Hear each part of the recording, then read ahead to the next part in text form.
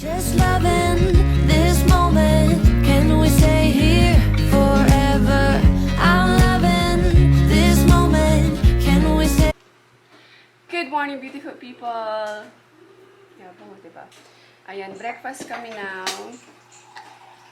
Normally, talaga kami kasabay-sabay kumain.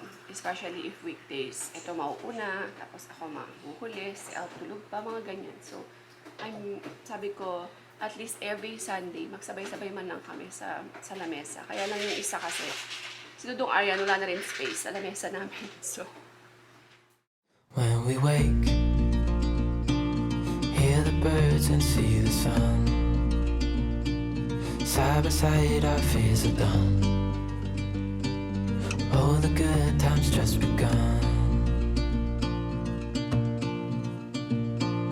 Oh, we know what we have, let's hold on tight. Found what we're looking for in life. Call us crazy, but things are finally right. With you and I, the future is bright.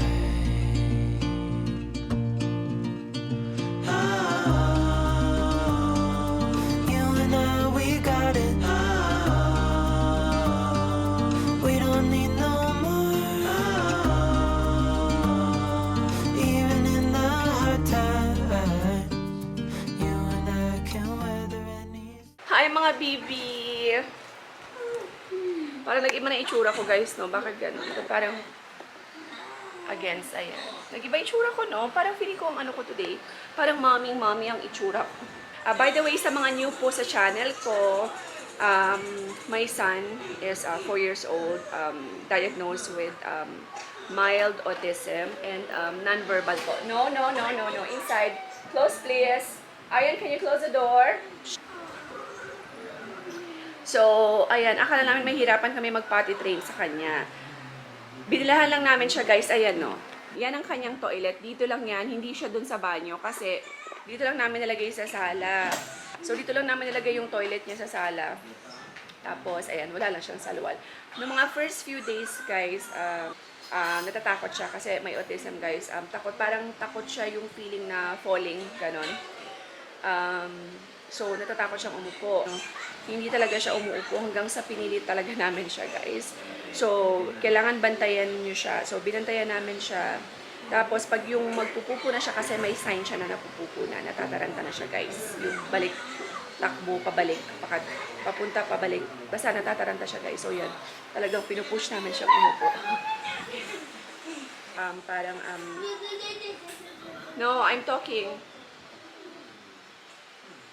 Ayaw, mami, to open. Okay. Pa-open niya yung Skyflix niya.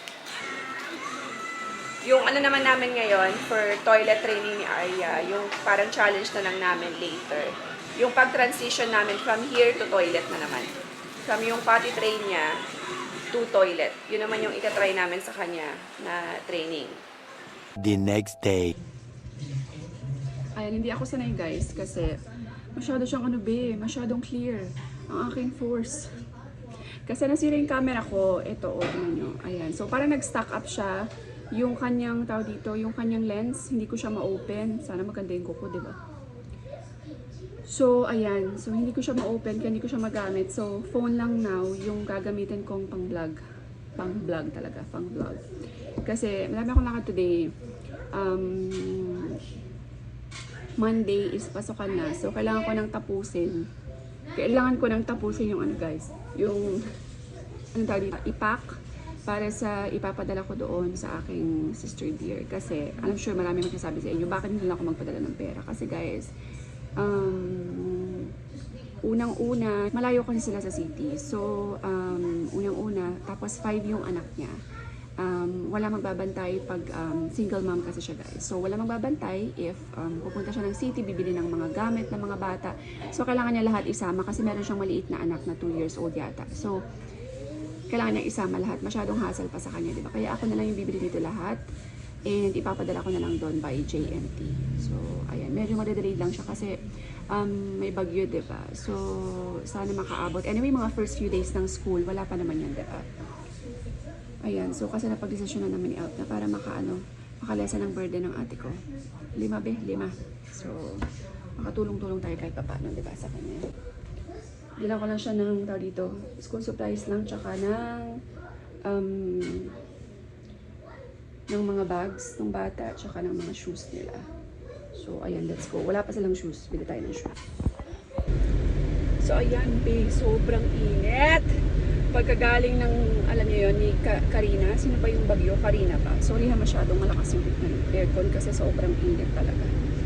Pagkagaling ng Karina ng bagyo, diba? Ayan, kitang-kita niyo ang aking mga pores sa aking cellphone. Wala kasing soft lens yung cellphone. Yung, unlike yung camera, diba, may soft lens yung camera. Talagang yung, yung Sony na camera. May soft lens yan siya, guys. So, parang ang kinis-kinis ng bed. Di ba, pag ganito talagang yung mga kaporsan ko talaga eh. So anyway, ayan. So punta muna ako sa city. Mamimili ako ng mga shoes ng mga kids ni ate. Tapos, ano pa ba? Ayan, tapos tayo ng JNT. Kailangan ko na talaga may ipadala today kasi baka malate yung mga bata. Wawa naman, di ba? Important. Maganda pa rin yung pag first day of school. Meron silang bago. Wala lang akong powder. Ayan, syempre meron tayong shades. Wait lang, babe. Sandali. Dapat kalamayan ako powder. Kasi mamantika.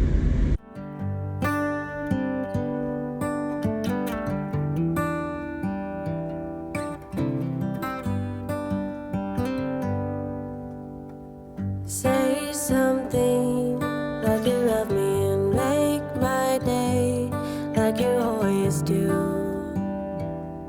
Like you always do.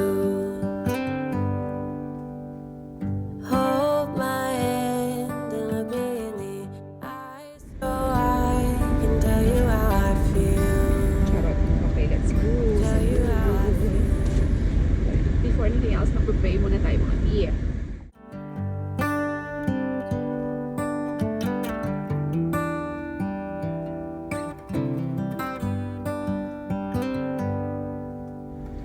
Say something like you love me and Let's go.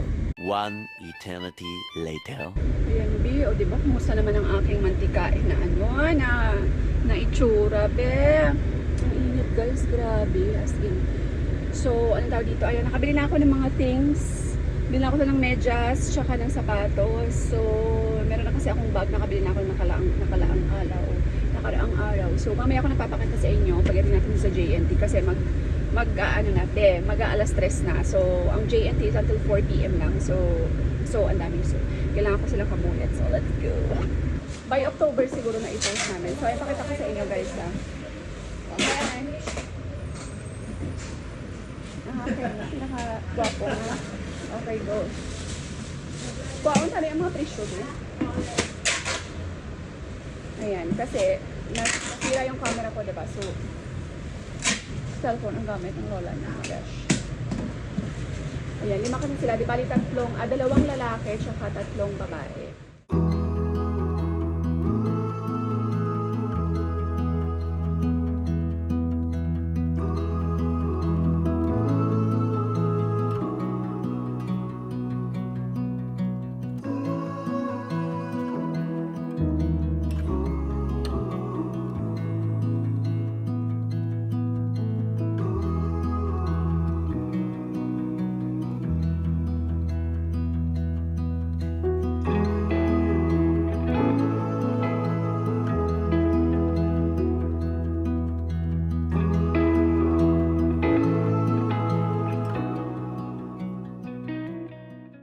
Two hours later. Tadan! House na ako mga baby. Hindi na ako nakapag-vlog sa sobrang busy. Alam niyo yun, sobrang traffic. Tapos, kasi hindi ko nabanggit sa inyo guys, bukas po is, paano ba? Sa Tagalog. Kaarawan, kasi dito siya. Kaarawan ng aking anak na, ano na siya, 9 na taong gulang na po siya bukas. Tagalog na Tagalog. Hi, Mana. Hi, Daddy. Hello. Sira kasi yung cam ko, diba? Ate Arya, say hi. Hi! Mahilig siya mag-drawing now eh. So, ayan, kakarating ko lang. And need ko na rin patulogin yung aking isang maliit na bata. So, kaya na-busy ako kasi bumili ako ng mga decoration. Magde-decorate ako mamayang gabi. Para bukas pagising niya kahit papaano meron siyang happy birthday, ganyan. Tapos yung regalo namin sa kanya. Kasi na-request niya, gusto niya magkaroon ng sapatos na may ilaw. So yun lang daw yung gusto niya sa birthday niya. So talagang hinanapan ko siya guys kanina kahit sobrang traffic. So yun yung regalo namin sa kanya. Bumili ako ng happy birthday. Tapos hindi ako sanay. Tapos lalagay ko lang dyan. Ganyan, yan. Lalagay ko lang yan dyan. Tapos mga balloons, papaanin ko lang yung balloons. Para bukas pagising niya, meron na siyang ba dito. So, hi. Hi, baby. Hi. Hi. Hi. Hi. Say hi. Say hi, mama. Hi. How are you? Oh, you have, what is that? What is that? Huh? Tomorrow is Ate Aria's birthday. So, ayan. Ang half day ng aking mukha. So, night-night na si Arya kasi 7:30 na. Night-night na kami, night-night. Sorry guys, medyo malabo yung vlog kasi phone lang tong gamit ko. Tapos yung phone ko, mag-e-expire na talaga siya. Gusto niya nang magpalibing. Sige na. Mwah. Mwah. Dua ka diaper na. Sige na, cut na yun. Make you. Up na. Sis.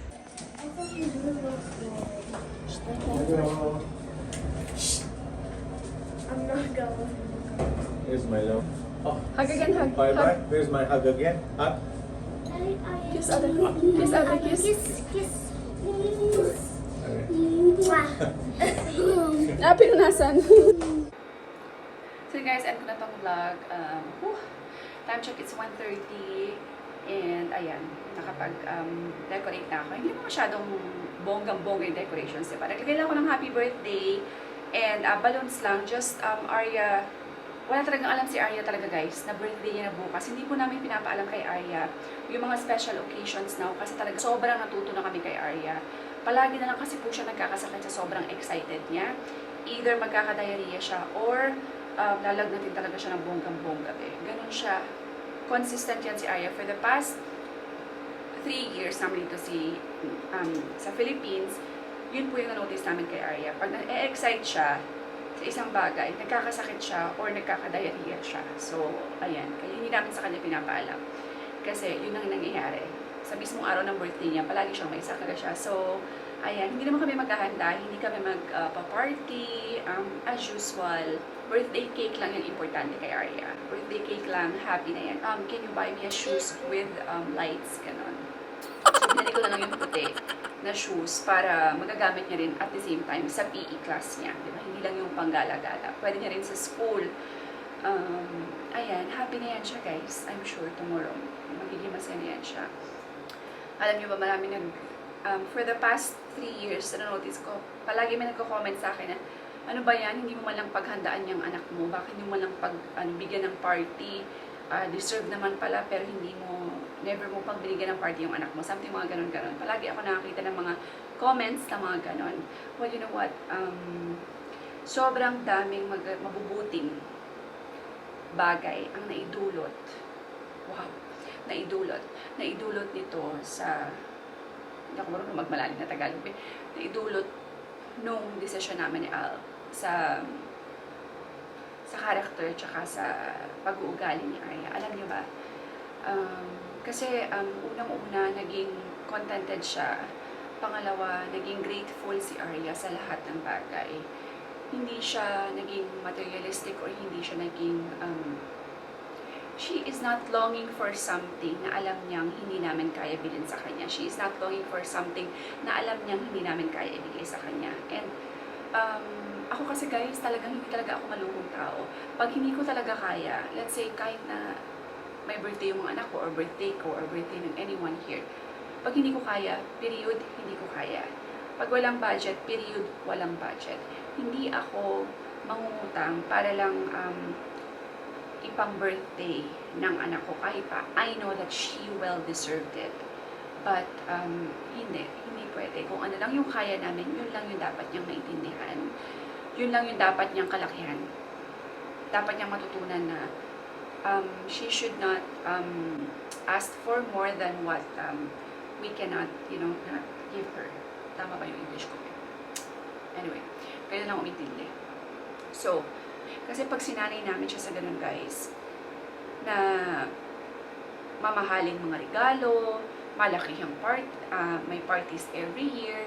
One party lang hindi namin mabigay sa kanya. I'm sure sasama yung loob niya, di ba, bata? Kasi nasanay siya di ba? Parang sinanay mo na ganun yung every year na nangyayari. Tapos biglang wala siyang party. Paano pag may emergency kami pag wala kaming pera, di ba? So, mas maganda rin ganito na sanay siya. Kasi for now, Arya understands. And we're so proud of her. Hindi ko siya dinedeprive sa mga things na gusto niya.